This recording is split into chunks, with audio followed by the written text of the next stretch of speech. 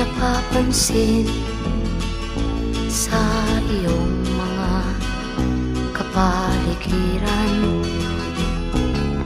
Kay dumi na ng hangin, pati na ang mga ilog natin.